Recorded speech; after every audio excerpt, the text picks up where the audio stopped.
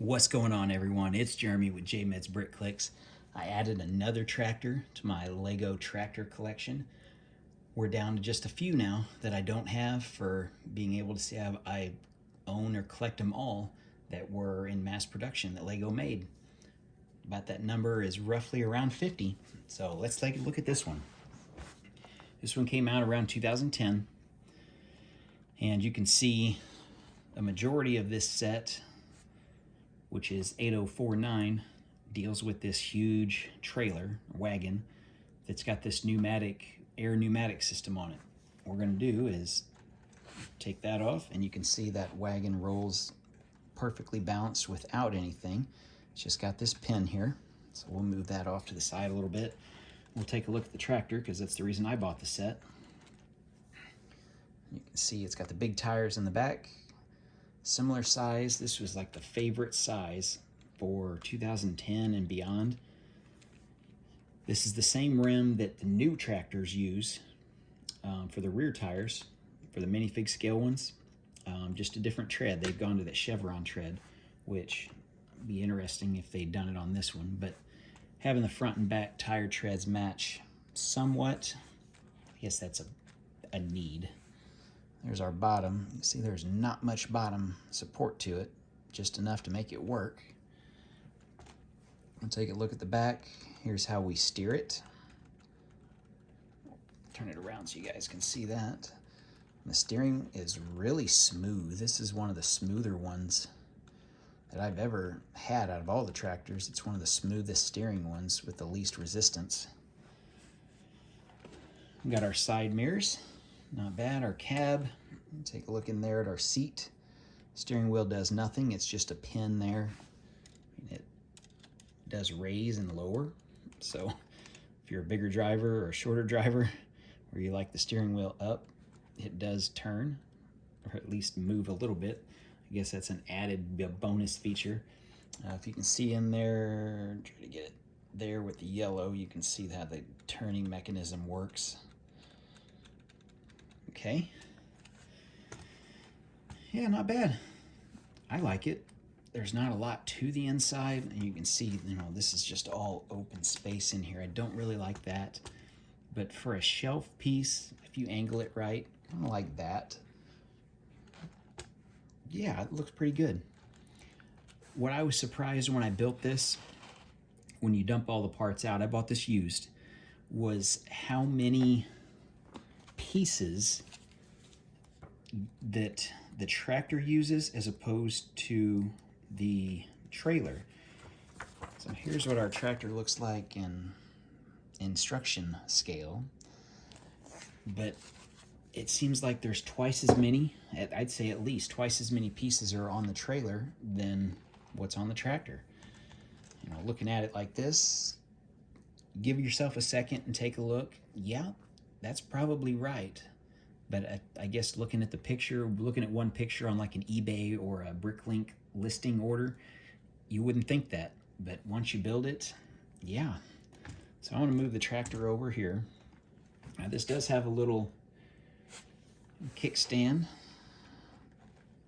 So that goes down. Honestly, does nothing because it stands up, and you can put that down and it rolls perfectly fine because it's very, very well balanced. Part of it's having your pneumatic lift arm like this. And this lift arm does move. You do get one log, and the lift arm will go around. And the way to do that, let me put some pressure on this. And what I'm doing here, here's your gears. Try to come up closer and show you that. So if we turn one of these up, I don't know which, no, okay, it's this one. Okay, I'll put some pressure in it. There it goes. Okay, now if we do this, you see it slowly lifting. Okay, using this gear. Now if we turn this down, it drops it, and you heard that little relief, the pressure release. Okay, and then this one will lower it back down. Now, like I said, You got to use this little button here. Just push that in. This is the very first pneumatic set that I think I own. Surprisingly, being a collector since the 80s, when even the pneumatic stuff came out then in like the late 80s, I remember seeing stuff in the magazines. How to turn it. You just got this gear here that you're turning, and it'll turn. Pick up your log. Your grapple does have some articulation too, where you can use like that. Stick that log in there. We'll bring it back. Now we got to get it set. So I think I need to get some more pressure. Let's see. That dropped the whole thing, so that's not good. Not like a video game. Once you learn the controls, it's really easy. There it goes. Bring it over. Okay.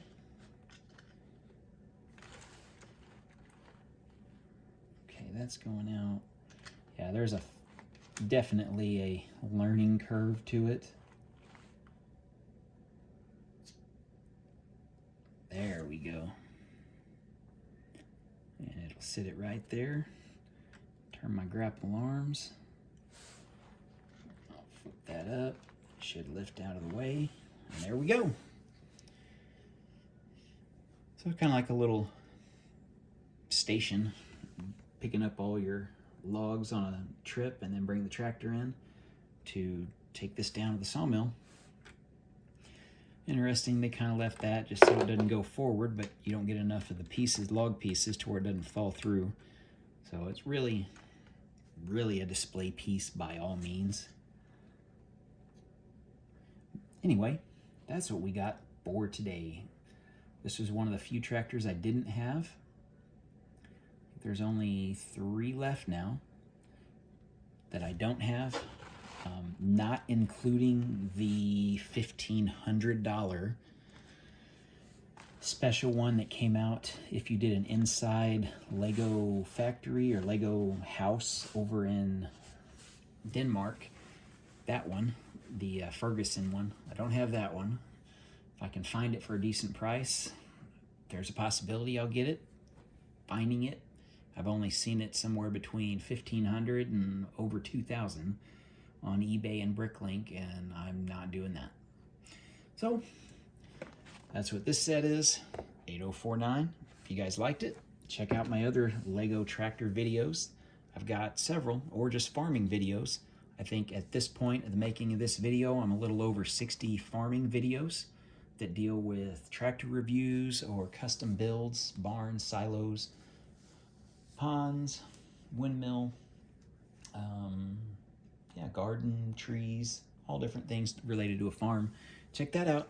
Anyway, thanks for watching, guys. I hope to see you or hear from you in this video in the comments, or maybe comment in a future video. Thanks for watching.